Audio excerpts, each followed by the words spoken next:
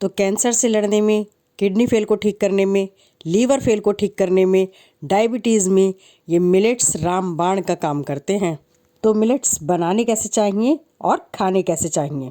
Millets को अगर आप फर्मेंटेड करके खाएंगे तो हर तरह की बीमारी में बहुत लाभकारी होते हैं। फर्मेंटेड यानी खमीर उठाकर उसकी अमली बनाकर। वैसे तो आप मिलेट्स किसी भी रूप में खा सकते हैं। उसकी रोटी बनाइए, खिचड़ी बनाइए, चीला बनाइए, इडली बनाइए, जैसे भी आपको खाना है वैसे खा सकते हैं। मगर अगर आप स्पेसिफिक किसी बीमारी के लिए खा रहे हैं तो हमेशा अमली बनाकर ही खाइए। बेसिकली 5 प्रकार के मिलेट्स हैं और पाँचों ही देखने में एक जैसे लगते हैं, बस इनके रंग अलग अलग हैं, मगर इनमें जो गुण हैं वो 9 से 12% इसमें फाइबर होता है। इनको श्रीधानी अनाज भी कहते हैं। ये है फॉक्सटेल, जिसको हम कंगनी भी बोलते हैं। ये है कोदो मिलेट्स यानी कोदरा। इसको बोलते हैं सावा यानी कि कुटकी यानी कि लिटिल मिलेट्स। इसको बोलते हैं ब्राउन टॉप यानी कि हरी कंगनी। और ये है बर्नयार्ड मिलेट्स यानी कि स्वाक यानी कि समा के चावल, जो हम व्रत में भी खाते हैं। तो अब शुरू करते हैं अमली बनाना। आप किसी भी मिलेट से अमली बना सकते हैं। मैं यहाँ बना रही हूँ कोदो मिलेट से अमली। अमली बनाने के लिए हमें सिर्फ 2 ही चीज़ चाहिए होती है, मिलेट्स और पानी। मैंने यहाँ 4 चम्मच कोदो मिलेट्स लिए हैं। अब इसको अच्छे से साफ़ पानी में धो लेंगे। अब इस गंदे पानी को निकाल देंगे और साफ़ पानी में इसे रात भर के लिए भिगो के रखेंगे, 7 से 8 घंटे के लिए।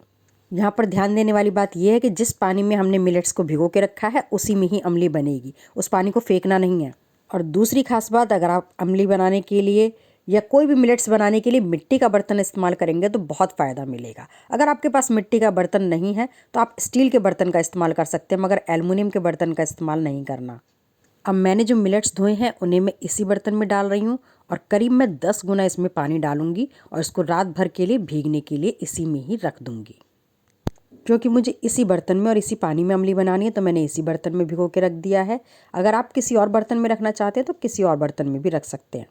अब सुबह के समय मैंने इसको यहाँ गैस पर पकने के लिए रख दिया है, मगर यहाँ भी ध्यान देने वाली बात यह है कि इसे सिर्फ मंदी आंच पर ही पकाना है, बिल्कुल सिम गैस पर।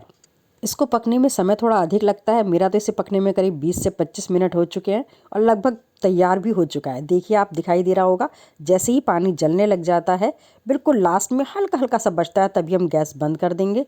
और एकदम सूखने भी नहीं देना पानी, क्योंकि ठंडा होकर और गाढ़ा हो जाता है। और अगर आपका गाढ़ा हो गया तो आप इसमें और पानी मिला सकते हैं, कोई बात नहीं।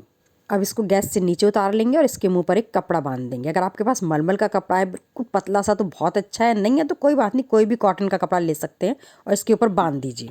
अब इसको फर्मेंटेशन के लिए रख देंगे करीब 6 से 8 घंटे के लिए। डिपेंड करता है मौसम के ऊपर। अगर सर्दियों का समय है थोड़ा ज़्यादा समय लगता है और गर्मियों का समय है तो थोड़ा कम समय लगता है। जैसे दही जमाते हैं ना, तो दही जमाने की तरह ही समझ लीजिए, बिल्कुल ऐसे। तो देखिए, मेरी तो अमली बनके तैयार हो चुकी है। इसकी पहचान ये होती है कि इस तरीके से देखिए, किनारी से इस तरह से छोड़ देती है। आप देख पा रहे होंगे, ये छोड़ दिया किनारी ने, तो इसका मतलब ये हमारे बनके तैयार है।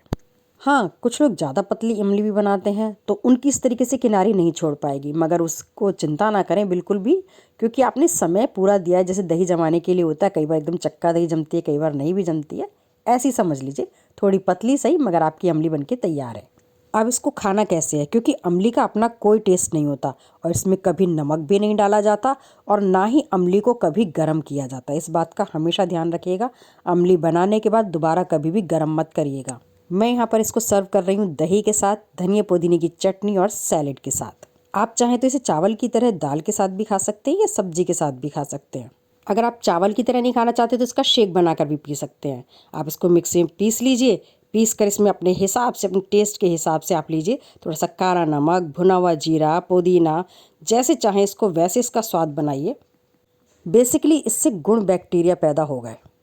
तो कैंसर से लड़ने में, किडनी फेल को ठीक करने में, लीवर फेल को ठीक करने में, डायबिटीज़ में, हर तरीके की बीमारी में हमारे मिलेट्स रामबाण का काम करते हैं। बस आप इन्हें बनाते समय इसके टिप्स और ट्रिक्स ज़रूर ध्यान में रखिएगा। एक तो इसको भिगोने के लिए 7 से 8 घंटे का टाइम ज़रूर दीजिएगा, और दूसरा, अगर हो सके तो सिर्फ मिट्टी के बर्तन का ही इस्तेमाल कीजिएगा, नहीं तो स्टील का लीजिए, मगर एल्युमिनियम का बिल्कुल मत लेना। और तीसरा, बिल्कुल मंदी गैस पर ही पकाइएगा। और चौथा, इसको पतले कपड़े से ढककर फर्मेंटेशन के लिए ज़रूर रखिएगा। तो फ्रेंड्स, हमारी तो अमली बनके बिल्कुल तैयार है खाने के लिए। अब आप भी इस रेसिपी से एक बार अपने घर में अमली ज़रूर बनाएं और अपनी बीमारियों को दूर भगाएं और फिर अपने अनुभव मेरे साथ ज़रूर शेयर करें। धन्यवाद।